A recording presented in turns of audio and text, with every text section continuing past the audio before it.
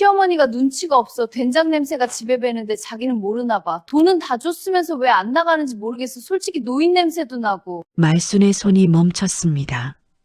설거지하던 그릇을 싱크대에 내려놓았습니다. 손이 떨리고 있었습니다. 35년을 새벽 4시에 일어났습니다. 남편이 떠난 뒤 혼자 식당을 지켰고 아들을 키웠고 3억 원을 모았습니다. 그 돈을 전부 아들에게 건넸습니다. 돌아온 것은 며느리의 저 웃음소리였습니다. 일주일 뒤 아들이 말했습니다. 엄마, 짐 챙겨. 내일 요양원에서 차 온다. 가방 하나를 들고 집을 나섰습니다. 면회는 없었습니다. 전화도 끊겼습니다. 그런데 말순이 모르는 것이 하나 있었습니다. 매일 약과를 건네던 옆방의 조용한 노인. 그 사람이 누구인지 알게 되는 순간 모든 것이 뒤집힙니다. 과연 말순 할머니에게 약과를 건넨 노인은 누구일까요? 할머니의 35년을 가져간 아들과 며느리에게는 어떤 일이 생기게 될까요? 이야기 화수분에는 매주 새로운 이야기가 올라옵니다. 다 듣고 오늘 이야기는 어땠는지 소감을 남겨주세요. 영상 제작에 큰 도움이 됩니다. 자, 그러면 말순 할머니의 이야기를 들어보겠습니다. 새벽 4시 서울 외곽 시장 골목 끝자리에 불이 켜졌습니다. 말순이네 백반이라고 적힌 낡은 간판 아래 작은 식당이었습니다. 테이블 6개, 주방 하나, 그게 전부였습니다. 말순은 앞치마를 두르고 부엌에 섰습니다. 가스레인지 불을 켰습니다. 큰 솥에 물을 올렸습니다. 쌀을 씻었습니다. 된장찌개에 넣을 두부를 썰었습니다. 김치를 꺼내고 멸치를 볶고 콩나물을 무쳤습니다. 이 순서를 35년 동안 반복했습니다. 하루도 빠진 적이 없었습니다. 명절에도, 아플 때도, 비가 와도, 눈이 와도, 말순은 새벽 4시에 식당 불을 켰습니다. 25에 남편을 잃었습니다. 교통사고였습니다. 갑작스러운 일이었습니다. 그때 아들 민수는 3살이었습니다. 장례를 치르고 나서 말순에게 남은 것은 3살짜리 아들 하나와 빚뿐이었습니다. 친정도 시댁도 도와줄 형편이 못 되었습니다. 말순은 울 시간이 없었습니다. 아이를 먹여야 했으니까 시장 골목에서 자리를 얻었습니다. 보증금 500만 원, 친정어머니에게 빌린 돈이었습니다. 식당이라고 하기에도 민망한 공간이었습니다. 컨테이너 한 칸에 테이블 3개를 놓고 시작했습니다. 메뉴는 하나뿐이었습니다. 백반 3,000원, 밥, 국, 반찬 3가지. 많은 것을 줄 수는 없었지만 정성만큼은 누구에게도 지지 않았습니다. 새벽에 직접 장을 봤습니다. 시장에서 가장 싼 채소를 골랐지만 가장 신선한 것을 골랐습니다. 밥은 꼭 갓 지은 것만 냈습니다. 찬밥을 데워내는 법이 없었습니다. 된장찌개는 직접 담근 된장으로 끓였습니다. 어머니에게 배운 레시피였습니다. 손님들이 하나둘 늘었습니다. 여기 된장찌개가 우리 엄마 맛이야. 시장 상인들이 단골이 되었습니다. 택시 기사들이 찾아왔습니다. 공사장 인부들이 줄을 섰습니다. 테이블 3개가 6개가 되었습니다. 컨테이너가 조립식 건물로 바뀌었습니다. 3,000원이 5,000원이 되고 5,000원이 7,000원이 되었습니다. 말순의 하루는 새벽 4시에 시작해서 밤 10시에 끝났습니다. 18시간을 서서 일했습니다. 다리가 부었습니다. 허리가 굽어갔습니다. 손은 갈라지고 거칠어졌습니다. 한겨울에도 찬물에 그릇을 씻었습니다. 고무 장갑을 살 돈이 아까웠으니까. 그 돈이면 민수 학용품을 하나 더 살 수 있었으니까. 민수는 식당 한쪽 구석에서 자랐습니다. 어린 시절에는 테이블 아래에서 낮잠을 잤습니다. 초등학교 때는 식당에서 숙제를 했습니다. 중학교 때는 주말마다 설거지를 도왔습니다. 말수는 그런 아들이 대견했습니다. 미안하기도 했습니다. 다른 집 아이들은 놀이공원에 가고 여행을 가는데 민수에게 해준 것이라고는 식당 밥뿐이었으니까. 민수가 고등학교에 입학하던 날, 말수는 식당을 쉬고 입학식에 갔습니다. 35년 중 식당을 쉰 날은 손에 꼽을 정도였는데 그날은 쉬었습니다. 교복을 입은 민수가 교문 앞에 서 있었습니다. 말순이 다가가자 민수가 말했습니다. 엄마, 왜 왔어? 바쁜데. 차가운 말은 아니었습니다. 사춘기 아들의 쑥스러움이었습니다. 말수는 웃었습니다.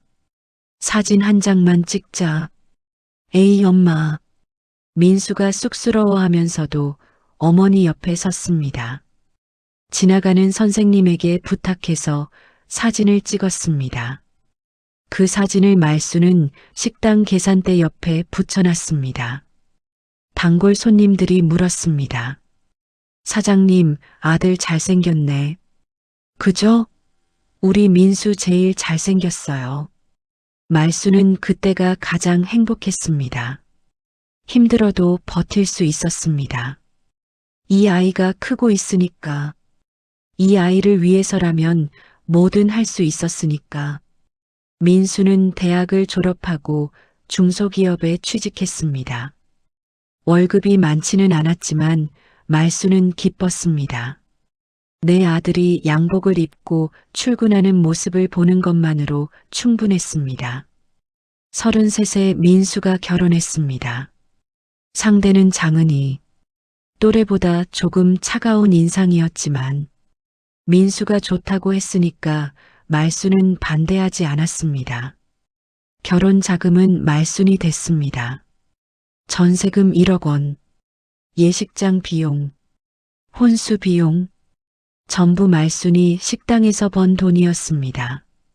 통장이 텅 비었지만 아깝지 않았습니다. 아들이 잘 사는 것이 말순의 노후였으니까 그때까지만 해도 그렇게 믿고 있었습니다. 2년 전이었습니다. 민수가 식당에 찾아왔습니다. 점심시간이 끝난 뒤였습니다. 엄마, 할 말이 있어. 말수는 행주로 손을 닦으며 앉았습니다. 엄마, 이제 식당 그만해. 60이 넘었잖아. 몸도 안 좋고. 그만하면 엄마가 뭐라고 사니? 우리랑 같이 살면 되지. 엄마가 번 돈 좀 보태면 아파트 넓은 데로 옮길 수 있어. 말수는 아들의 얼굴을 봤습니다. 진심으로 걱정하는 얼굴이라고 생각했습니다. 아들이 어머니를 모시고 살겠다는 것이 고마웠습니다. 얼마나 필요한데? 3억이면 돼. 3억? 말순의 전 재산이었습니다. 35년 동안 하루도 쉬지 않고 모은 돈, 노후 자금으로 남겨둔 마지막 돈이었습니다. 말수는 고민했습니다. 하지만 오래 고민하지는 않았습니다. 아들이니까, 내 아들이니까. 말수는 식당을 정리했습니다. 폐업 신고를 하고 단골 손님들에게 인사를 했습니다. 35년을 함께한 손님들이 울었습니다. 사장님, 여기 없으면 우리 어디서 밥 먹어요? 아이고, 아들이 모시고 산다는데 좋은 거지. 말순도 울었습니다. 식당 문을 닫는 날, 빈 주방에 혼자 서서 가스레인지를 바라봤습니다. 35년 동안 불을 켜고 껐던 가스레인지. 말수는 손으로 가스레인지를 한번 쓸었습니다. 수고했어. 식당에게 하는 말인지, 자기 자신에게 하는 말인지 알 수 없었습니다.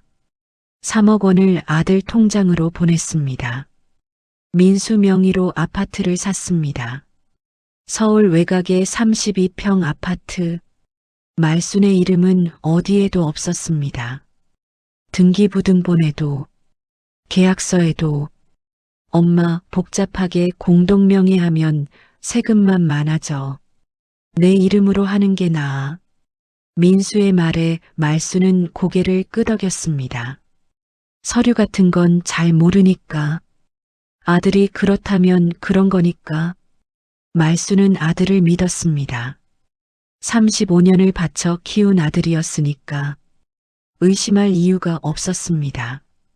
아들 집에 들어온 첫날, 민수가 작은 방 하나를 보여줬습니다. 엄마, 여기가 엄마 방이야. 작은 방이었습니다. 침대 하나 놓으면 꽉 차는 크기였습니다. 하지만 말수는 기뻤습니다. 내 방이 있다는 것만으로 충분했습니다. 아들과 한 지붕 아래 산다는 것이 좋았습니다. 창밖으로 아파트 단지 놀이터가 보였습니다. 여기 좋다. 고맙다, 민수야. 처음 한 달은 괜찮았습니다. 말수는 아침을 차렸습니다. 식당에서 35년을 한솜 쉬니까 밥 짓는 건 어렵지 않았습니다.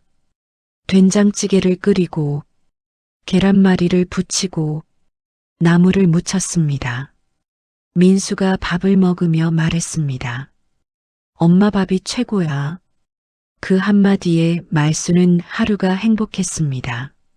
하지만 며느리 은희는 달랐습니다. 첫 달부터 은희의 얼굴에는 불편함이 서려 있었습니다. 드러내지 않았을 뿐 눈빛으로 말하고 있었습니다. 2달째부터 은희가 말을 꺼내기 시작했습니다. 어머니, 아침에 부엌 쓰시면 뒷정리 좀 깔끔하게 해주세요. 알았다. 그리고 된장찌개 끓일 때 냄새가 좀 심해요. 환기 좀 시켜주세요. 그래, 알았다. 말수는 고개를 끄덕였습니다. 처음에는 사소한 것들이었습니다. 그런데 사소한 것들이 쌓이기 시작했습니다. 어머니, 화장실 쓰시고 물기 좀 닦아주세요. 어머니, 거실에서 텔레비전 볼 때 소리 좀 줄여주세요. 어머니, 빨래 널 때 제 옷이랑 같이 널지 마세요. 하나하나는 큰 말이 아니었습니다. 하지만 매일 쌓이면 벽이 되었습니다. 말수는 점점 움츠러들었습니다. 부엌을 쓰는 시간을 줄였습니다. 화장실은 아들 부부가 안 쓰는 시간에만 갔습니다. 거실 텔레비전은 아예 켜지 않았습니다. 방에서만 지냈습니다. 작은 방, 침대 하나 놓으면 꽉 차는 방. 그 방이 말순의 세상이 되어갔습니다. 석 달째, 은희가 민수에게 말하는 것을 말수는 방에서 들었습니다. 벽이 얇았으니까. 여보, 작은 방 서재로 쓰면 안 될까? 나 재택 근무할 때 공간이 필요한데. 그러면 엄마는? 거실에 접이식 침대 놓으면 되잖아. 낮에는 접어놓으면 공간도 안 차지하고. 엄마한테 좀 그렇지 않아? 우리 집이잖아. 효율적으로 쓰는 게 맞지. 우리 집.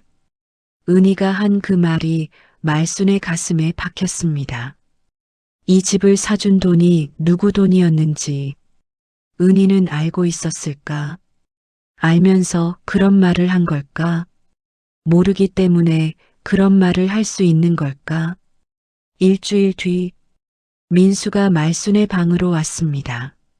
엄마, 은희가 서재가 필요하대. 거실에 접이식 침대 놓을게. 불편하면 말해. 말수는 아무 말하지 않았습니다. 불편하면 말하라는 건 이미 결정했다는 뜻이니까. 말순의 짐이 거실로 옮겨졌습니다. 접이식 침대가 거실 한쪽에 놓였습니다. 낮에는 접어서 벽에 세워놓고 밤에 펴서 눕는 것이었습니다.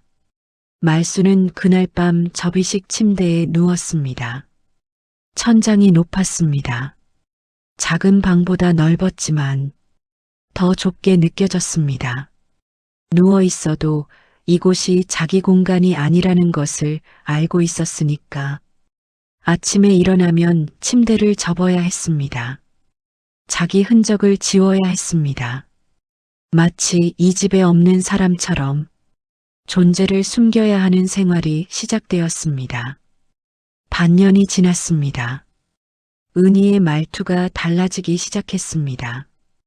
처음에는 해주세요였던 것이 해요가 되었고 나중에는 해가 되었습니다. 어머니, 설거지 좀 해. 어머니, 빨래 좀 널어. 어머니, 화장실 좀 닦아. 존댓말이 사라지는 데는 반년이면 충분했습니다. 말수는 항의하지 않았습니다. 항의하면 아들이 곤란해질 것을 알았으니까. 아들과 며느리 사이에 낄 수 없다는 것을 알았으니까. 그래서 참았습니다. 식당에서 35년을 버틴 사람이니까. 참는 것은 자신 있었습니다. 그런데 식당에서의 고됨과 아들 집에서의 고됨은 달랐습니다. 식당에서는 힘들어도 내 가게였습니다. 내가 주인이었습니다. 여기서는 아무것도 아니었습니다. 은희가 친구와 통화하는 것을 말수는 들었습니다. 부엌에서 설거지를 하고 있을 때였습니다. 은희는 안방에서 전화하고 있었습니다. 문이 열려 있었습니다. 시어머니가 눈치가 없어. 된장 냄새가 집에 배는데 자기는 모르나 봐. 웃음소리가 들렸습니다. 돈은 다 줬으면서 왜 안 나가는지 모르겠어. 솔직히 노인 냄새도 나고. 말순의 손이 멈췄습니다. 설거지하던 그릇을 싱크대에 내려놓았습니다. 손이 떨리고 있었습니다. 된장 냄새, 노인 냄새, 35년 동안 식당에서 묻은 냄새, 65년 동안 살아온 몸의 냄새, 그것이 자기 존재의 냄새라는 것을 말수는 알고 있었습니다. 그리고 그 냄새가 이 집에서 환영받지 못한다는 것도. 말수는 그날 밤 접이식 침대에 누워 울었습니다. 소리 없이 울었습니다. 이불을 입 위까지 끌어올리고 숨소리도 나지 않게 울었습니다. 거실이니까, 소리를 내면 안 되니까. 어느 날 저녁이었습니다. 민수와 은희가 식탁에 마주 앉았습니다. 말순에게도 앉으라고 했습니다. 이상한 분위기였습니다. 평소에는 말순에게 같이 앉으라고 하는 일이 없었으니까 말순은 식탁 끝에 앉았습니다. 은희가 먼저 입을 열었습니다. 어머니, 저희가 알아본 데가 있어요. 알아본 데? 요양원이에요. 시설이 좋대요. 간호사도 상주하고 식사도 나오고. 말순의 숟가락을 쥔 손이 멈췄습니다. 요양원. 그 단어가 귀에 박혔습니다. 은희가 이어 말했습니다. 어머니 무릎도 안 좋으시고 혈압도 높으시잖아요. 전문적으로 관리받으시는 게 나아요. 말수는 며느리를 봤습니다. 그리고 아들을 봤습니다. 민수가 고개를 숙이고 있었습니다. 잠시 뒤 민수가 입을 열었습니다. 엄마, 은희가 임신했어. 말순의 눈이 커졌습니다. 임신? 응. 3달째야. 아기방이 필요해. 그리고 은희가 입덧이 심해서 집안에 음식 냄새가 나면 힘들대. 음식 냄새. 결국 또 냄새였습니다. 솔직히 엄마 건강도 안 좋잖아. 요양원에서 관리받는 게 낫지 않아? 말수는 한참 아들을 바라봤습니다. 이 아이를 키우느라 35년을 바쳤습니다. 새벽 4시에 일어나 밥을 지은 것은 이 아이를 먹이기 위해서였습니다. 손이 갈라지고 허리가 굽도록 일한 것은 이 아이를 가르치기 위해서였습니다. 그렇게 키운 아들이 지금 자기를 요양원에 보내겠다고 말하고 있었습니다.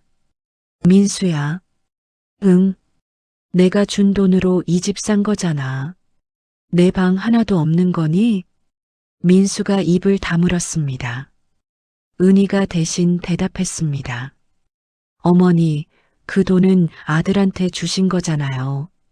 이제 어머니 돈이 아니에요.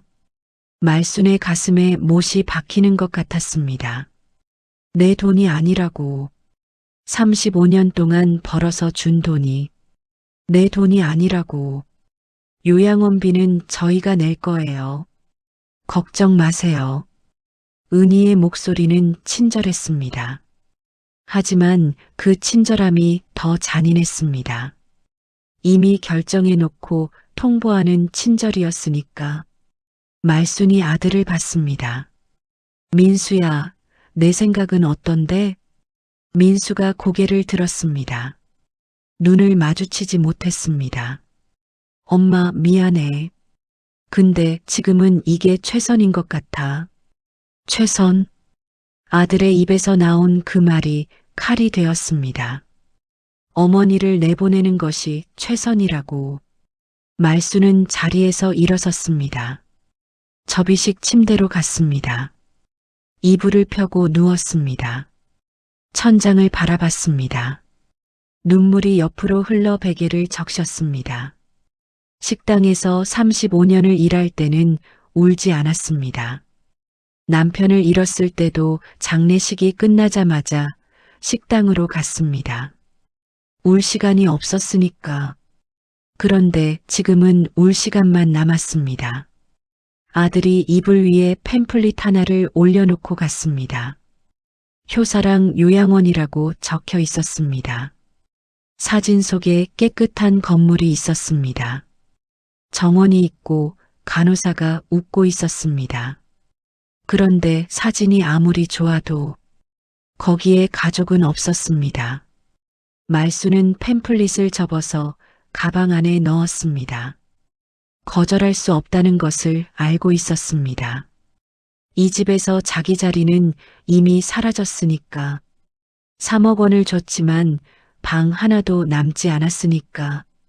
남은 것은 접이식 침대 하나뿐이었는데 그것마저 접어야 할 때가 온 것이었습니다. 요양원에 가기로 한 날이 잡혔습니다. 일주일 뒤 화요일. 말수는 그 일주일 동안 짐을 쌌습니다. 짐이라고 할 것도 없었습니다. 옷 몇 벌, 속옷, 양말, 세면도구, 남편 사진 한 장, 낡은 수첩 하나. 그게 전부였습니다. 수첩은 식당에서 쓰던 것이었습니다. 안에 단골 손님들의 전화번호가 적혀 있었습니다. 김 사장님, 택시기사 박 아저씨, 건너편 과일 가게 이모님. 이제는 걸 일 없는 번호들이었습니다. 하지만 버릴 수 없었습니다. 이 번호들이 말순의 35년이었으니까 가방에 전부 넣으니 반도 차지 않았습니다. 65년 인생의 짐이 천가방 반쪽이었습니다. 화요일 아침이 왔습니다. 말수는 새벽에 일어났습니다. 습관이었습니다. 부엌에 가서 밥을 지으려다 멈췄습니다. 오늘은 아닌 것 같았습니다. 이 부엌에서 밥을 짓는 것은 어제가 마지막이었습니다. 말수는 부엌을 둘러봤습니다. 깨끗하게 정리해 놓았습니다. 어젯밤에 싱크대를 닦고 가스레인지를 닦고 식탁을 닦았습니다. 식당을 정리할 때처럼 떠나는 곳은 깨끗하게 두고 가는 것이 말순의 방식이었습니다. 9시 요양원에서 차가 왔습니다. 흰색 승합차였습니다. 민수가 현관에 서서 말했습니다. 엄마, 차 왔어. 준비됐지? 말수는 가방을 들었습니다. 가벼웠습니다. 너무 가벼워서 들고 있는 건지 아닌 건지 모를 정도였습니다. 현관에 섰습니다. 신발을 신었습니다. 뒤돌아봤습니다. 거실이 보였습니다. 접이식 침대가 이미 접혀 벽에 세워져 있었습니다. 말순이 나가기도 전에 접어놓은 것이었습니다. 흔적이 사라지고 있었습니다. 은희가 안방에서 나오지 않았습니다. 인사도 없었습니다. 말순은 기대하지 않았습니다. 민수가 먼저 밖으로 나갔습니다. 말순이 뒤따라 나갔습니다. 현관문이 닫혔습니다. 찰칵. 그 소리가 유난히 크게 들렸습니다. 차에 올라탔습니다. 민수는 조수석에 앉았습니다. 말수는 뒷좌석에 앉았습니다. 가방을 무릎 위에 올려놓았습니다. 차가 출발했습니다. 아파트 단지를 빠져나갔습니다. 말수는 창밖을 봤습니다. 놀이터가 보였습니다. 이 놀이터가 작은 방 창문에서 보이던 그 놀이터였습니다. 처음 이 집에 왔을 때 창밖으로 내다보며 기뻤던 그 풍경, 이제 그 풍경이 멀어지고 있었습니다. 40분쯤 달렸습니다. 서울 외곽의 산 중턱에 요양원이 있었습니다. 효사랑 요양원이라고 적힌 간판이 보였습니다. 깨끗한 건물이었습니다. 팸플릿 사진과 비슷했습니다. 차에서 내렸습니다. 요양원 직원이 마중을 나왔습니다. 어머님, 어서 오세요. 방 안내해 드릴게요. 말수는 고개를 끄덕이고 직원을 따라갔습니다. 2층 복도를 지나 2인실에 도착했습니다. 문을 열었습니다. 좁은 방이었습니다. 침대 4개가 나란히 놓여 있었습니다. 창문 하나, 작은 서랍장 하나, 오른쪽 침대에는 이미 누군가의 짐이 놓여 있었습니다. 깔끔하게 정리된 이불과 책 몇 권. 어머님은 왼쪽 침대 쓰시면 됩니다. 룸메이트 분은 지금 산책 나가셨어요. 말수는 왼쪽 침대에 가방을 올려놓았습니다. 가방을 열었습니다. 옷을 서랍장에 넣었습니다. 남편 사진을 침대 옆 작은 선반에 세워놓았습니다. 수첩은 베개 밑에 넣었습니다. 짐 정리가 3분 만에 끝났습니다. 민수가 방 안을 둘러봤습니다. 깨끗하네. 괜찮지, 엄마? 말수는 고개를 끄덕였습니다. 괜찮다고 하는 수밖에 없었습니다. 괜찮지 않다고 하면 뭐가 달라지는 것도 아니었으니까. 민수가 시계를 봤습니다. 엄마, 나 회사 가야 해. 잘 지내. 자주 올게. 자주 올게. 그 말을 남기고 민수가 나갔습니다. 말수는 창가에 섰습니다. 주차장이 보였습니다. 민수가 차에 올라타는 것이 보였습니다. 차가 시동을 걸었습니다. 주차장을 빠져나갔습니다. 도로로 나가 멀어졌습니다. 점점 작아졌습니다. 보이지 않을 때까지 말수는 창가에 서 있었습니다. 자주 올게. 그 말이 진짜이기를 바랐습니다. 말수는 침대에 앉았습니다. 방 안이 조용했습니다. 시계 소리만 들렸습니다. 똑, 똑, 똑. 말수는 무릎 위에 두 손을 모았습니다. 35년을 일하고 3억을 주고 가방 하나를 들고 여기까지 왔습니다. 이것이 말순의 65년 인생의 도착지였습니다. 요양원 생활이 시작되었습니다. 하루 일과는 정해져 있었습니다. 아침 7시 기상, 7시 반 아침 식사, 9시 체조, 10시 자유시간, 12시 점심, 오후 2시 산책 또는 프로그램, 5시 저녁, 8시 취침 준비, 9시 소등. 매일 같은 시간에 같은 일이 반복되었습니다. 말수는 처음에 적응이 되지 않았습니다. 35년 동안 새벽 4시에 일어나 18시간을 움직이던 사람이 할 일 없이 앉아 있는 것이 견디기 어려웠습니다. 손이 근질거렸습니다. 부엌에 가고 싶었습니다. 칼을 잡고 뭔가를 썰고 싶었습니다. 불 앞에 서서 국을 끓이고 싶었습니다. 하지만 요양원 부엌은 출입이 금지되어 있었습니다. 말수는 자유시간에 복도를 걸었습니다. 왔다 갔다, 왔다 갔다. 다른 할 일이 없었습니다. 첫 주가 지났습니다. 민수에게서 연락이 없었습니다. 말순이 먼저 전화를 걸었습니다. 벨이 울렸습니다. 1번, 2번, 3번, 4번, 5번. 받지 않았습니다. 문자를 보냈습니다. 민수야, 엄마야. 잘 지내고 있다. 전화 한번 해라. 답이 오지 않았습니다. 이튿날 다시 전화했습니다. 이번에는 받았습니다. 엄마, 나 지금 회의 중이야. 나중에 전화할게. 전화가 끊겼습니다. 나중은 오지 않았습니다. 2주일이 지났습니다. 면회 시간은 매일 오후 2시부터 4시까지였습니다. 1층 면회실에 작은 테이블과 의자가 놓여 있었습니다. 면회 시간이 되면 다른 방 노인들에게 가족이 찾아왔습니다. 맞은편 방 김할머니에게는 딸이 매주 왔습니다.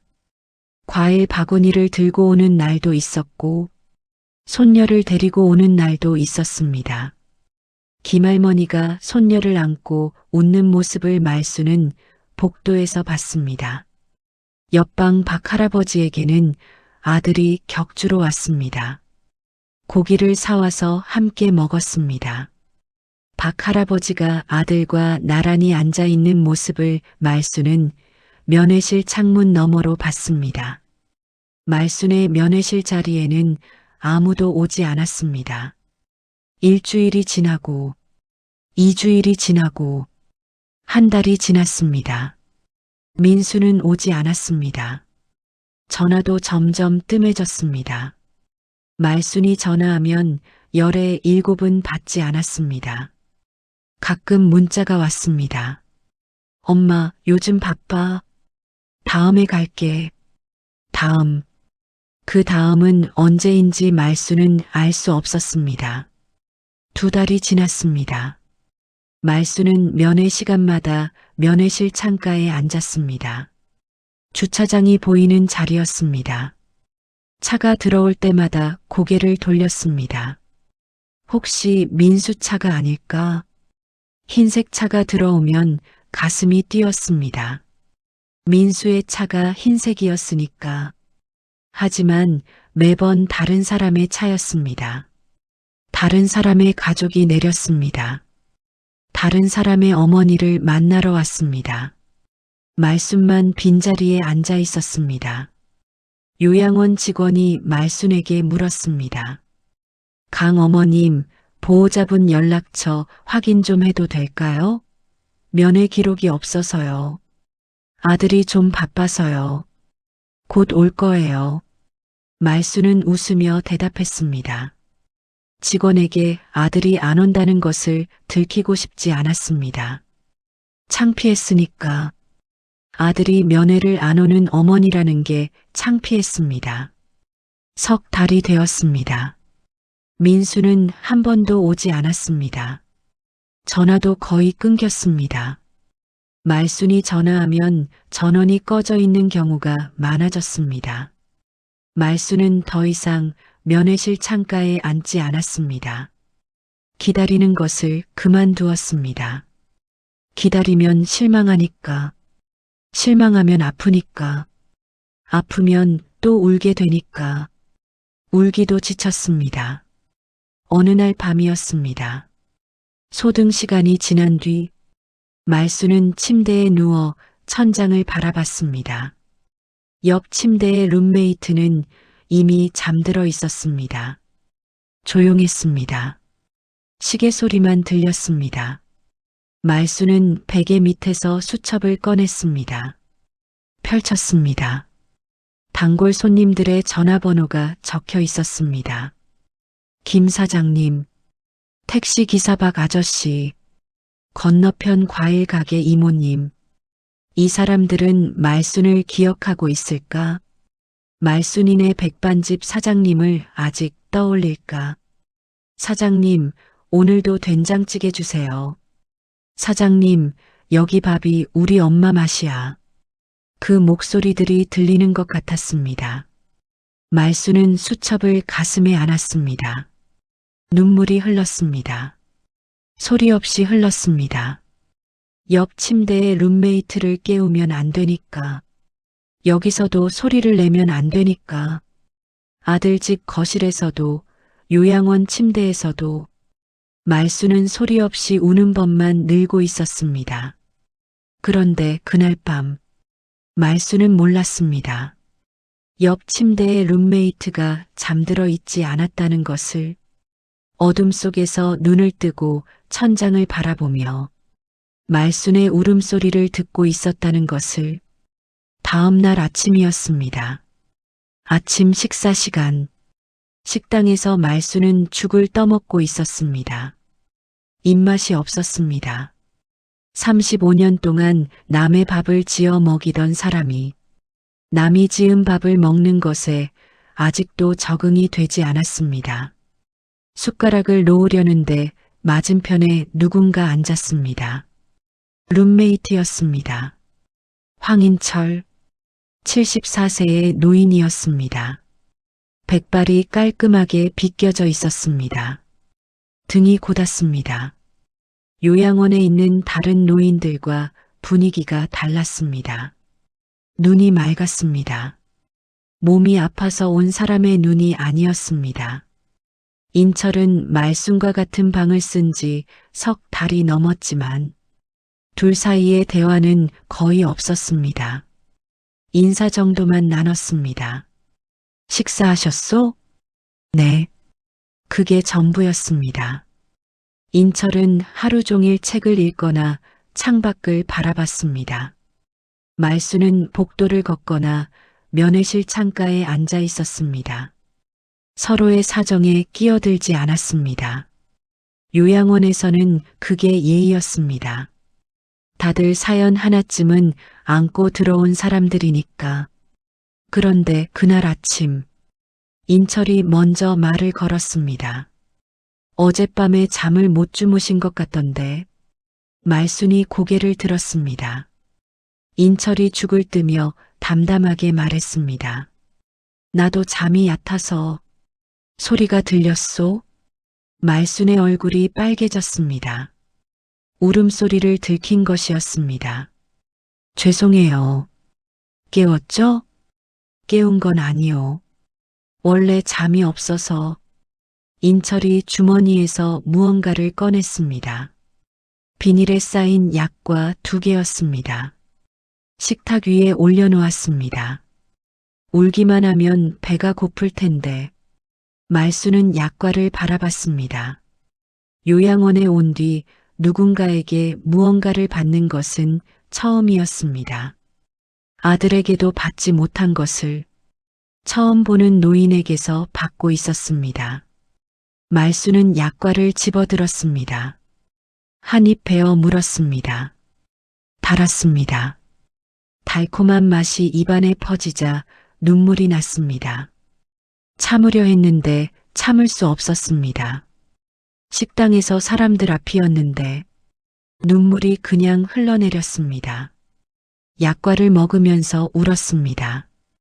인철은 아무 말 하지 않았습니다. 옆에 앉아 자기 죽을 뜨고 있었습니다. 위로의 말도 괜찮냐는 말도 하지 않았습니다. 그냥 옆에 있었습니다. 그것이 오히려 편했습니다. 괜찮냐고 물으면 괜찮다고 거짓말을 해야 하니까 아무 말 없이 옆에 있어주는 것이 더 위로가 되었습니다. 식사가 끝나고 방으로 돌아왔습니다. 인철이 침대에 앉아 책을 펼쳤습니다. 말수는 침대에 앉아 창밖을 바라봤습니다. 한참 뒤 말순이 먼저 입을 열었습니다. 감사했어요. 약과 별것 아니요. 여기 오래 계셨어요? 1년 됐소. 1년이요? 말순이 놀랐습니다. 인철의 옷이나 물건을 보면 형편이 어려운 사람은 아니었습니다. 침대 옆에 놓인 책들은 전부 양장본이었고 서랍 안에 있는 물건들도 깔끔했습니다. 가족분이 안 계세요? 인철이 책에서 눈을 떼지 않고 대답했습니다. 있어. 아들 둘, 딸 하나. 그런데 왜? 내가 들어온 거요. 내 발로. 말수는 이해가 되지 않았습니다. 자식이 셋이나 있는데 자기 발로 요양원에 들어왔다는 것이.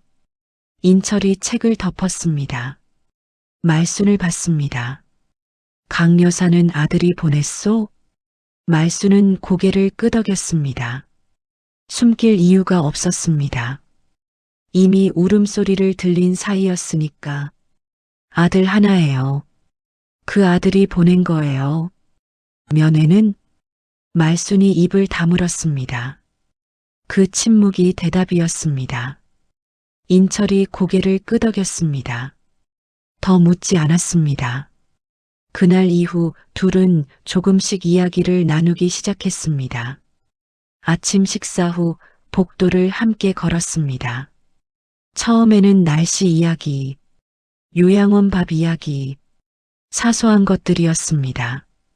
인철이 물었습니다. 강 여사는 여기 오기 전에 뭘 하셨소? 식당 했어요. 백반집. 35년. 35년이나? 네. 시장 골목에서요. 대단하시오. 대단한 건 아니에요. 아들 키우려면 그래야 했으니까. 인철이 고개를 끄덕였습니다. 나도 비슷하오. 자식 키우려고 일만 했소. 뭘 하셨는데요? 건설업. 그 한마디 뒤에 더 이상 이야기하지 않았습니다. 말순도 더 묻지 않았습니다. 며칠이 더 지났습니다. 어느 날 오후 면회 시간이었습니다. 말순은 면회실에 가지 않고 방에 있었습니다. 더 이상 기다리지 않기로 했으니까. 인철도 방에 있었습니다.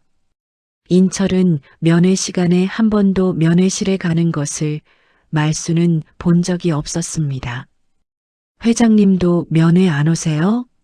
말순이 무심코 물었습니다. 인철이 웃었습니다. 회장이라뇨? 아, 죄송해요. 그냥 분위기가. 옛날에는 그랬소. 지금은 아니요. 인철이 창밖을 바라보며 말했습니다. 자식들이 오기는 오는데 내가 안 만나는 거요. 왜요? 올 때마다 돈 얘기뿐이니까. 인철의 목소리가 담담했습니다. 아들 둘이 재산 놓고 싸우고 딸은 중간에서 울고 만나면 전부 돈 얘기야. 아버지 지분은 어떻게 할 거냐? 부동산은 누구한테 줄 거냐? 내가 사람이 아니라 금고 취급을 받고 있더라고. 말수는 아무 말하지 못했습니다. 인철이 말을 이었습니다. 그래서 내 발로 들어왔소. 내 돈 때문에 자식들이 짐승이 되는 꼴을 더 이상 못 보겠더라고. 여기가 차라리 편해. 말수는 인철을 바라봤습니다.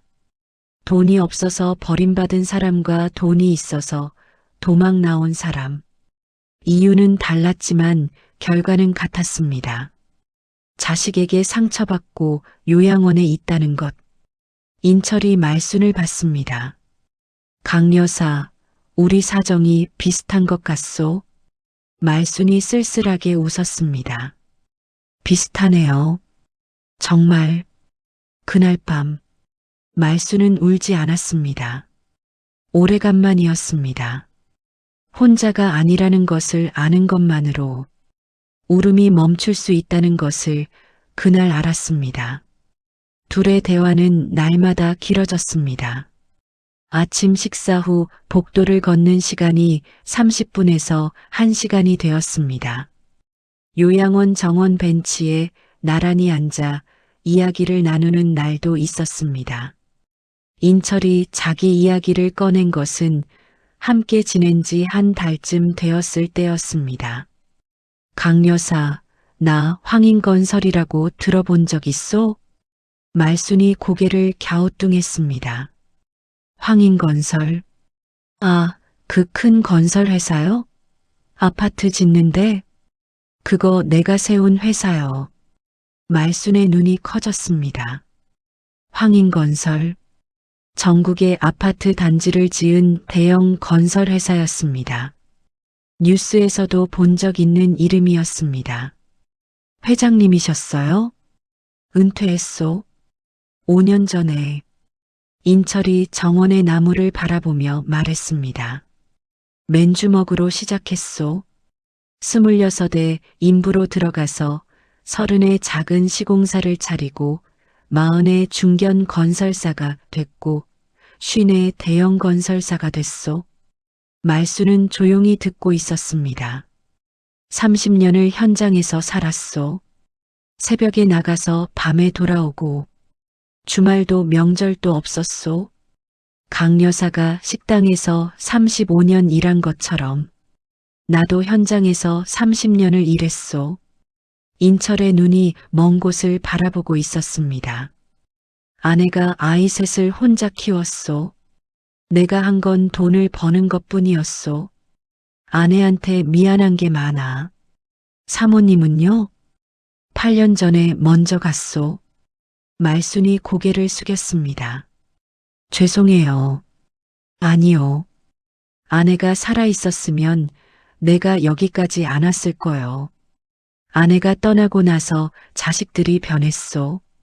인철의 목소리가 단단해졌습니다. 아내가 있을 때는 그래도 가족이었소. 명절에 모이고 생일에 전화하고. 근데 아내가 떠나니까 가족이 아니라 주주총회가 됐어. 말수는 무슨 뜻인지 이해가 되지 않았습니다. 인철이 설명했습니다. 큰아들이 회사 경영권을 달라고 했소. 둘째 아들은 부동산을 달라고 했소.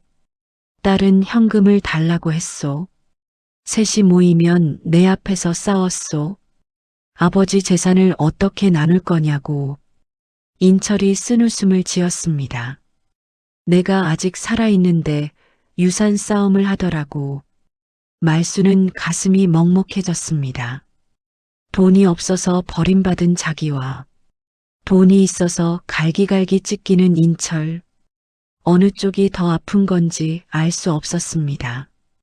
그래서 내가 결정했소. 경영권은 전문 경영인에게 넘기고 재산은 신탁에 맡기고 나는 여기로 왔소. 자식들이 안 찾아와요? 오지. 매주 와. 면회 신청도 하고. 그런데 안 만나시는 거예요? 만나면 또 돈 얘기니까. 안 만나는 게 서로 편해. 인철이 말순을 받습니다. 강 여사는 다르시오. 아들이 안 오는 거지. 내 경우는 내가 안 만나는 거고. 다를 게 뭐 있어요. 둘 다 혼자인 건 똑같은데. 인철이 고개를 끄덕였습니다. 그건 맞소. 잠시 침묵이 흘렀습니다. 바람이 불었습니다. 정원의 나뭇잎이 흔들렸습니다. 인철이 물었습니다. 강 여사 아들한테 돈을 줄 때 서류를 남겼소? 서류요? 증여 계약서나 차용증 같은 거. 말순이 고개를 저었습니다. 그런 건 안 썼어요. 아들인데 뭘 서류까지. 인철의 표정이 굳어졌습니다. 3억을 줬는데 아무 서류도 없소? 네. 아파트 명의는 아들 이름이에요. 강 여사 이름은 어디에도 없소? 없어요. 인철이 한참을 말하지 않았습니다. 뭔가를 생각하고 있는 표정이었습니다. 강 여사 한 가지만 더 물어봐도 되겠소? 네. 아들이 그 돈으로 뭘 했는지 알고 있소? 아파트만 산 거요? 말수는 대답하지 못했습니다. 생각해 본 적이 없었습니다. 3억을 줬고 아파트를 샀다는 말만 들었고 그 이후에 아들이 그 돈으로 또 무엇을 했는지는 알지 못했습니다. 인철이 말했습니다. 내가 아는 변호사가 있어. 이런 일에 밝은 사람이요. 한번 상담받아 보면 어떻겠소? 말순이 놀라 인철을 봤습니다. 변호사요? 아들을 고소하라는 거예요? 고소가 아니요. 상담이요. 강 여사의 권리가 뭔지, 돌려받을 수 있는 건 뭔지, 그것부터 알아야 하지 않겠소? 말수는 망설였습니다. 변호사라는 말이 무겁게 느껴졌습니다. 아들과 법으로 맞선다는 것이 두려웠습니다. 내가 낳은 아들인데, 내가 35년을 바쳐 키운 아들인데, 그 아들을 상대로 변호사를 만난다는 것이 말순에게는 상상할 수 없는 일이었습니다. 생각해 보겠어요. 말순이 대답했습니다. 인철은 더 이상 재촉하지 않았습니다. 천천히 생각하시오. 급한 건 아니니까. 그날 밤, 말순은 침대에 누워 천장을 바라봤습니다. 남편 사진을 꺼내봤습니다. 흑백 사진. 25의 남편이 웃고 있었습니다. 여보, 나 어떡하면 좋겠어? 사진은 대답하지 않았습니다. 말수는 사진을 가슴에 안았습니다. 한참을 그렇게 누워 있었습니다. 아들을 키우느라 35년. 그 아들에게 전부를 주고 요양원에 왔습니다. 가방 하나 들고 이제 어떻게 해야 할지 말수는 알지 못했습니다. 하지만 한 가지는 알았습니다. 이대로는 안 된다는 것. 가방 하나 들고 쫓겨나서 소리 없이 우는 것으로는 아무것도 달라지지 않는다는 것. 말수는 눈을 감았습니다. 내일 아침 인철에게 말하기로 했습니다. 변호사를 만나보겠다고.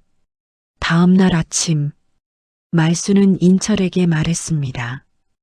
회장님, 변호사분 만나볼게요. 인철이 고개를 끄덕였습니다.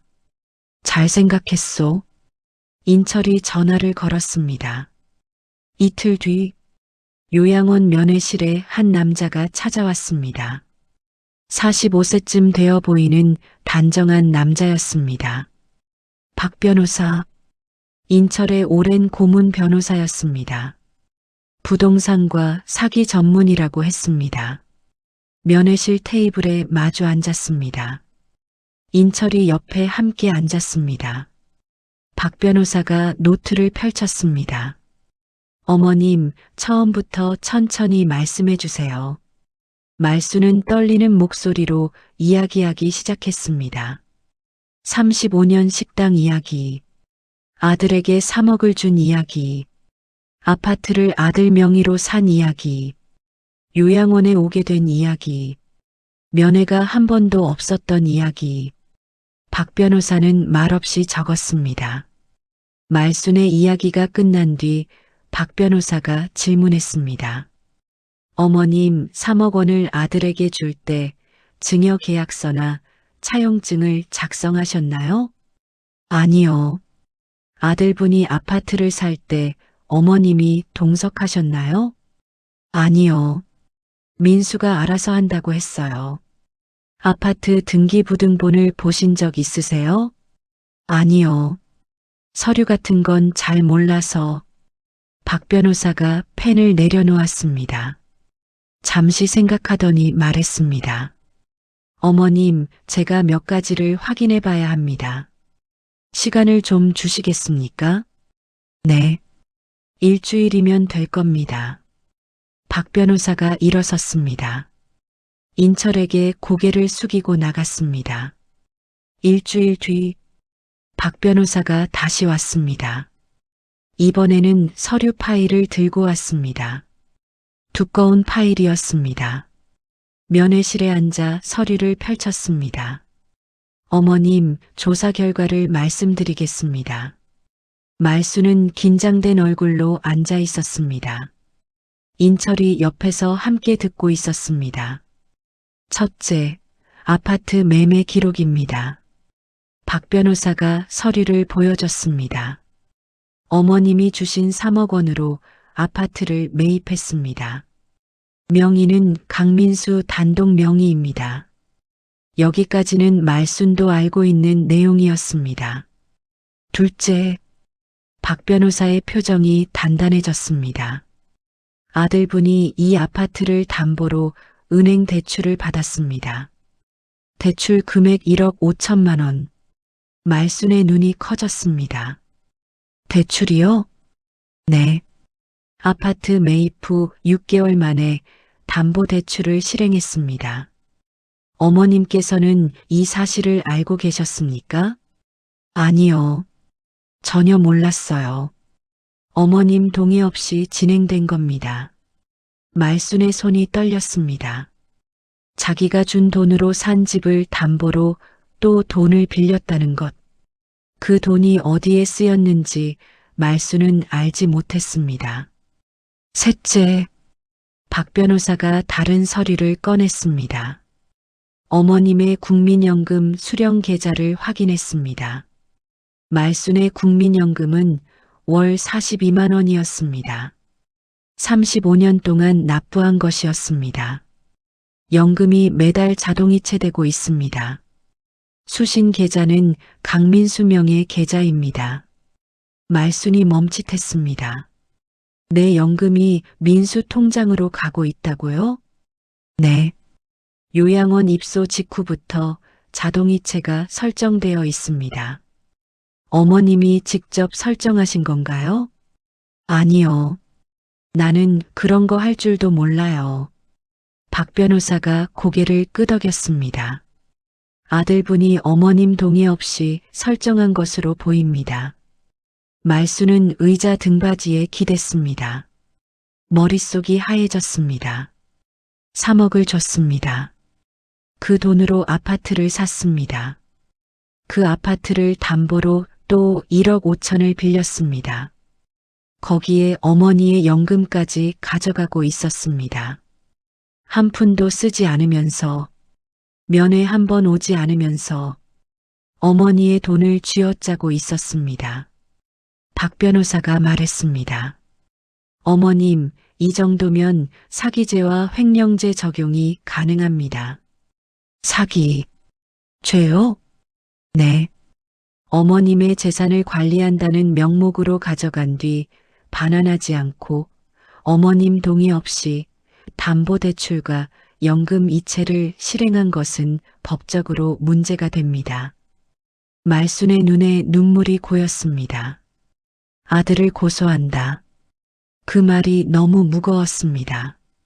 내가 낳은 아들인데, 내가 업고 뛰고 밥 먹이고 학교 보내고 결혼시킨 아들인데, 그 아들을 사기죄로 고소한다. 말순의 입술이 떨렸습니다. 인철이 말순의 손을 잡았습니다.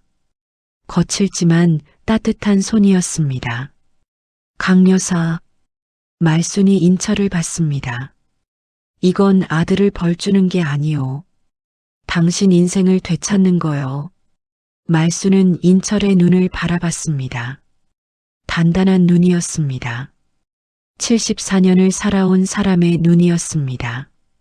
자식에게 상처받은 사람이 같은 상처를 받은 사람에게 건네는 눈이었습니다. 말순은 한참을 말하지 못했습니다. 손이 떨렸습니다. 가슴이 떨렸습니다. 하지만 마음 한구석에서 무언가 단단해지는 것을 느꼈습니다. 35년 동안 식당에서 버텨낸 힘, 혼자 아이를 키워낸 힘, 그 힘이 아직 남아 있었습니다. 말수는 박 변호사를 바라봤습니다. 해주세요. 목소리가 떨렸지만 흔들리지는 않았습니다. 박 변호사가 고개를 끄덕였습니다. 제가 맡겠습니다. 인철이 말순의 손을 한 번 더 꽉 쥐었습니다. 잘 결정했소. 말순은 고개를 끄덕였습니다. 눈물이 흘렀지만 닦지 않았습니다. 이 눈물은 슬픔이 아니었습니다. 결심이었습니다. 절차는 빠르게 진행되었습니다. 박 변호사가 움직이기 시작했습니다. 먼저 민수에게 내용 증명이 발송되었습니다. 3억 원 반환 요청, 담보대출 1억 5천만 원에 대한 해명 요청, 국민연금 무단 이체에 대한 해명 요청, 내용 증명을 받은 민수에게서 요양원으로 전화가 왔습니다. 석 달 만에 처음 오는 전화였습니다. 엄마, 이게 뭐야? 변호사가 뭐야? 말수는 전화기를 쥐고 한참을 말하지 못했습니다. 아들의 목소리가 화가 나 있었습니다. 걱정이 아니라 화가 나 있었습니다. 어머니에 대한 걱정이 아니라 돈에 대한 걱정이었습니다.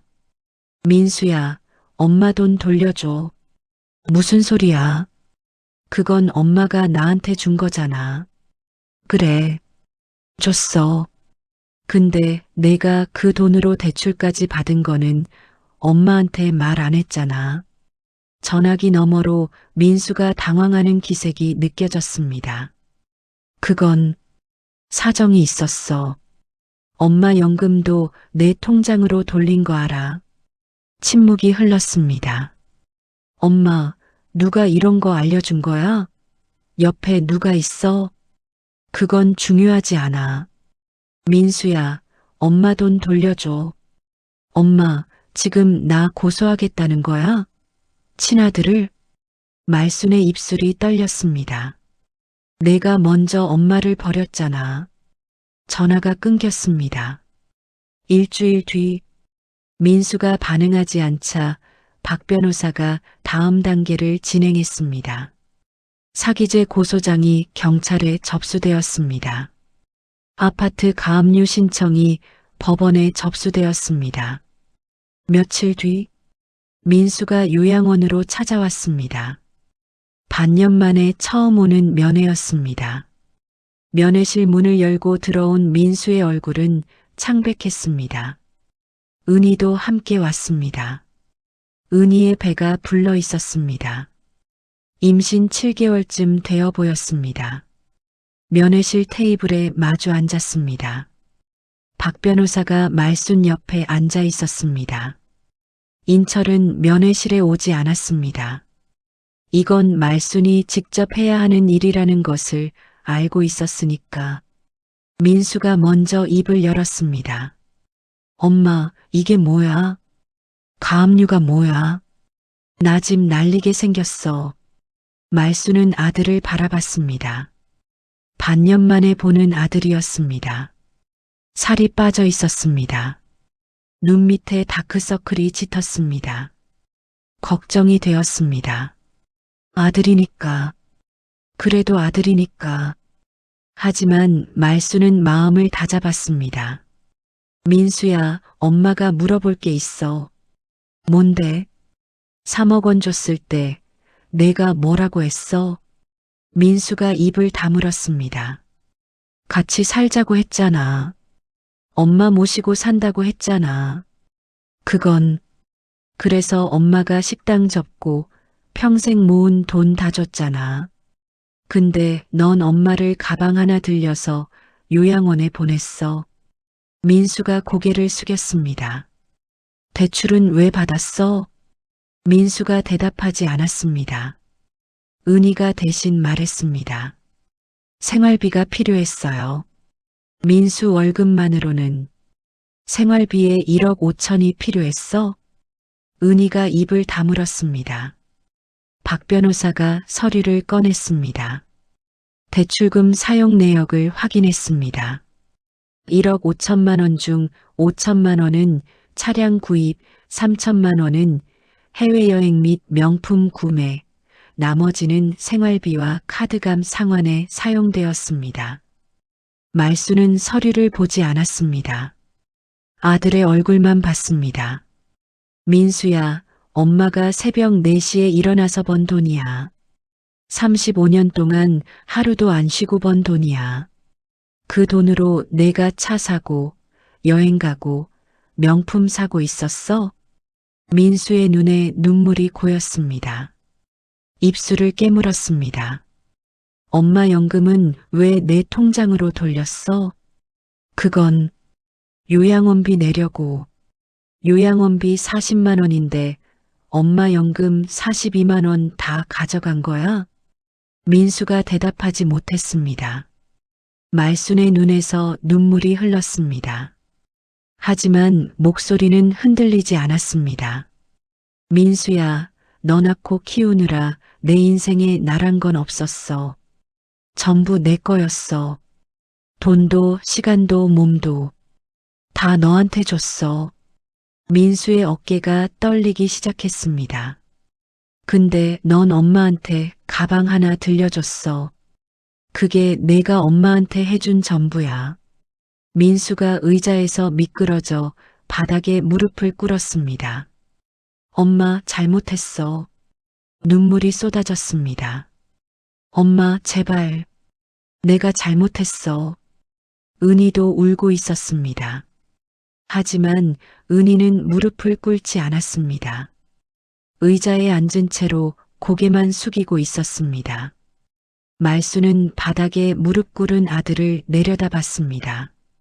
이 아이를 업고 병원을 뛰어다닌 밤이 떠올랐습니다. 이 아이 밥값 벌려고 손이 갈라지도록 그릇을 씻었던 날들이 떠올랐습니다. 입학식 날 교문 앞에서 찍은 사진이 떠올랐습니다. 미웠습니다. 하지만 미움보다 큰 것이 있었습니다. 35년 동안 쌓인 것은 미움만이 아니었습니다. 민수야. 네. 넌 내 아들이야. 그건 변하지 않아. 민수가 고개를 들었습니다. 하지만 이 돈은 엄마 인생이야. 35년 동안 엄마가 허리 펴지 못하고 번 돈이야. 엄마 인생을 돌려줘. 민수가 울면서 고개를 끄덕였습니다. 돌려줄게. 다 돌려줄게, 엄마. 박 변호사가 합의서를 꺼냈습니다. 아파트 매각 후 말순의 원금 3억 원을 반환하는 내용이었습니다. 대출금은 민수가 책임지고 상환하는 조건이었습니다. 국민연금 자동이체는 즉시 해지하는 조건이었습니다. 민수가 합의서에 서명했습니다. 손이 떨리고 있었습니다. 은희도 서명했습니다. 박 변호사가 서류를 정리하며 말했습니다. 합의가 이루어졌으므로 고소는 취하하겠습니다. 아파트 매각 절차는 제가 진행하겠습니다. 면회실이 조용해졌습니다. 민수가 바닥에서 일어섰습니다. 말순을 바라봤습니다. 뭔가 말하려다 입을 다물었습니다. 말순이 먼저 말했습니다. 가봐. 민수가 고개를 숙이고 면회실을 나갔습니다. 은희가 뒤따라 나갔습니다. 문이 닫혔습니다. 말수는 혼자 면회실에 앉아 있었습니다. 창밖으로 주차장이 보였습니다. 민수의 차가 빠져나가는 것이 보였습니다. 이번에는 울지 않았습니다. 울음 대신 다른 것이 올라왔습니다. 안도였습니다. 끝났다는 안도. 내 인생을 되찾았다는 안도. 면회실 문이 열렸습니다. 인철이 서 있었습니다. 끝났소? 네, 끝났어요. 인철이 면회실로 들어와 말순 맞은편에 앉았습니다. 수고했소. 말수는 웃었습니다. 눈물이 남아있는 얼굴로 웃었습니다. 회장님, 고마워요. 진심으로. 인철이 고개를 저었습니다. 고마울 것 없소. 강 여사가 직접 한 거요. 말수는 창밖을 봤습니다. 해가 지고 있었습니다. 노을이 요양원 정원 위에 번지고 있었습니다. 이제 어떡하지? 말순이 혼잣말처럼 중얼거렸습니다. 인철이 대답했습니다. 이제부터 강 여사 인생을 사는 거요. 2달이 지났습니다. 아파트가 매각되었습니다. 말순의 통장에 3억 원이 입금되었습니다. 국민연금도 말순의 계좌로 다시 들어오기 시작했습니다. 박 변호사에게서 전화가 왔습니다. 어머님, 모든 절차가 완료되었습니다. 말순은 전화를 끊고 통장을 들여다봤습니다. 3억 원. 숫자를 한참 바라봤습니다. 35년의 무게가 거기 찍혀 있었습니다. 새벽 4시의 어둠. 갈라진 손. 굽은 허리. 다른 무릎. 그 모든 것이 이 숫자 안에 들어 있었습니다. 말수는 통장을 가슴에 안았습니다. 돌려받은 것은 돈만이 아니었습니다. 자기 자신을 돌려받은 것이었습니다. 그날 저녁, 요양원 정원 벤치에 말순과 인철이 나란히 앉아 있었습니다. 해가 지고 있었습니다. 말순이 말했습니다. 회장님, 나 여기 나가려고요. 인철이 고개를 돌려 말순을 봤습니다. 어디로 가시려고? 아직 모르겠어요. 근데 여기는 아닌 것 같아요. 이제 아플 때 올 곳이지 살 곳은 아닌 것 같아요. 인철이 고개를 끄덕였습니다. 한참을 아무 말 없이 앉아 있었습니다. 해가 더 기울었습니다. 정원의 나무 그림자가 길어졌습니다. 인철이 입을 열었습니다. 강 여사, 네, 나도 나가려고 하오. 말순이 인철을 봤습니다.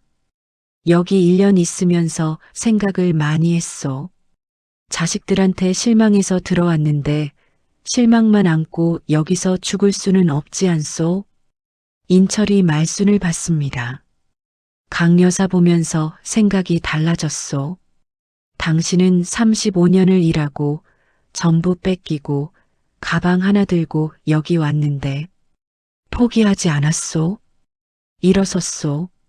말수는 아무 말하지 못했습니다. 그거 보면서 나도 부끄러웠소.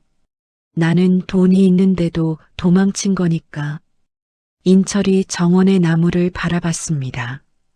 이제 나도 나가서 제대로 살아보려고 하오. 말순이 물었습니다. 어디로 가실 건데요? 인철이 웃었습니다. 바다 보고 싶소. 바다요? 평생 건물만 짓다 보니 바다를 제대로 본 적이 없소. 바닷가에서 살아보고 싶소. 말순도 웃었습니다. 저도 바다 좋아해요. 식당 할 때 한 번도 못 가봤지만. 인철이 말순을 봤습니다. 말순도 인철을 봤습니다. 잠깐의 침묵이 흘렀습니다. 인철이 말했습니다. 강 여사, 같이 가겠소? 말순의 심장이 뛰었습니다. 같이요? 바닷가에 집 하나 구해서 나는 텃밭하고 강 여사는 밥하고 어떻소? 말순의 얼굴이 빨개졌습니다. 65세의 얼굴이 빨개지는 경험은 처음이었습니다. 회장님, 그게 무슨 프로포즈요? 인철이 웃었습니다. 주름 깊은 얼굴에 웃음이 번졌습니다. 74살짜리 프로포즈가 좀 늦긴 했소만. 말수는 웃었습니다. 웃다가 울었습니다. 울다가 또 웃었습니다. 회장님, 나 돈 없는 거 아시잖아요. 3억밖에 없어요. 나는 돈이 너무 많아서 문제요. 딱 맞소. 둘 다 웃었습니다. 정원의 웃음소리가 퍼졌습니다. 요양원 직원이 창문 너머로 이 둘을 보며 고개를 갸우뚱했습니다. 일주일 뒤 말수는 요양원을 나섰습니다. 가방 하나를 들고 처음 들어올 때와 같은 청가방이었습니다. 하지만 안에 든 것이 달랐습니다. 남편의 사진, 낡은 수첩, 그리고 자기 이름으로 된 통장. 요양원 현관 앞에 인철이 서 있었습니다. 인철도 가방 하나를 들고 있었습니다. 준비됐소? 네. 둘은 나란히 걸었습니다. 요양원 정문을 나서자 햇살이 쏟아졌습니다. 따뜻했습니다. 봄이었습니다. 인철이 차 문을 열어줬습니다. 말순이 탔습니다. 인철이 운전석에 앉았습니다. 어디로 갈까? 바다요. 어떤 바다? 아무 데나요. 예쁜 데로. 인철이 웃으며 차를 출발시켰습니다. 5시간을 달렸습니다. 남해의 작은 마을에 도착했습니다. 바다가 보이는 언덕 위에 작은 집이 있었습니다.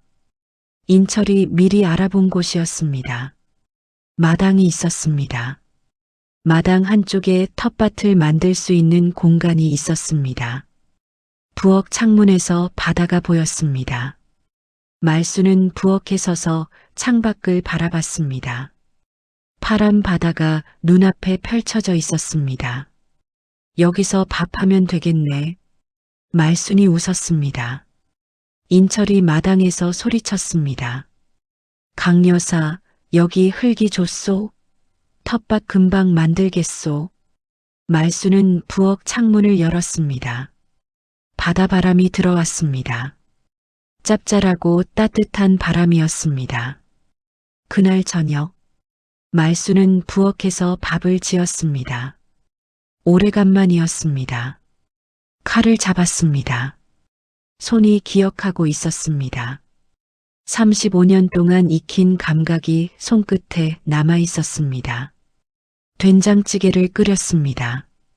계란말이를 부쳤습니다. 나물을 무쳤습니다. 식탁에 밥을 차렸습니다.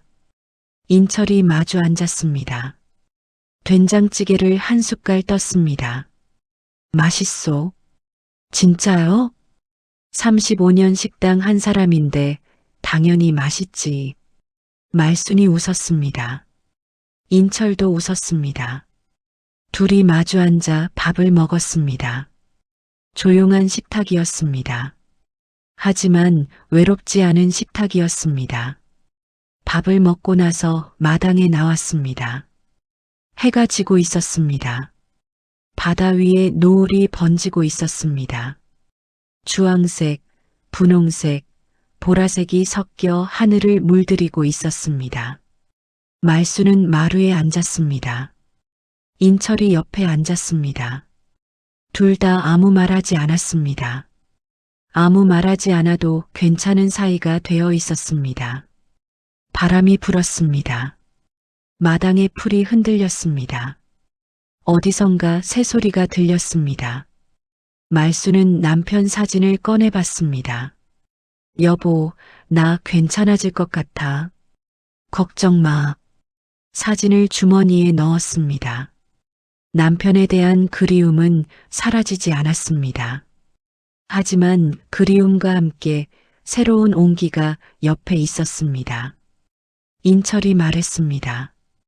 강여사, 네, 행복하오. 말수는 바다를 바라봤습니다. 노을이 수면 위에서 반짝이고 있었습니다. 가방 하나 들고 쫓겨난 날이 떠올랐습니다. 요양원 침대에서 소리 없이 울던 밤이 떠올랐습니다. 면회실 창가에서 아들을 기다리던 오후가 떠올랐습니다. 그 모든 날들이 지나고 지금 여기 앉아 있었습니다. 바다가 보이는 집 마루에, 밥을 해줄 수 있는 부엌이 있는 집에, 옆에 사람이 있는 이 자리에. 네, 행복해요. 말순이 웃었습니다. 주름 사이로 눈물이 흘렀습니다. 이번에는 소리내서 울어도 되었습니다. 여기는 아들 집 거실이 아니었으니까, 요양원 2인실이 아니었으니까, 내 집이었으니까. 말순은 소리내서 울었습니다. 울면서 웃었습니다. 인철이 말순의 손을 잡았습니다. 거칠지만 따뜻한 손이었습니다. 말순도 그 손을 꽉 쥐었습니다. 바람이 불었습니다. 바다가 반짝였습니다. 가방 하나로 쫓겨났던 여자가 가방 하나로 새 인생을 시작했습니다. 오늘 이야기 어떠셨나요? 누군가에게는 남의 일이고 누군가에게는 지금 내 이야기일 수도 있습니다. 부모를 향한 마음은 돈이 아니라 밥 한 끼, 전화 한 통에 담겨 있다고 믿습니다. 구독과 좋아요로 응원해 주시고 댓글을 남겨주시면 저도 여러분이 계신 곳에 행복이 있길 응원하겠습니다. 이야기 화수분이었습니다. 감사합니다.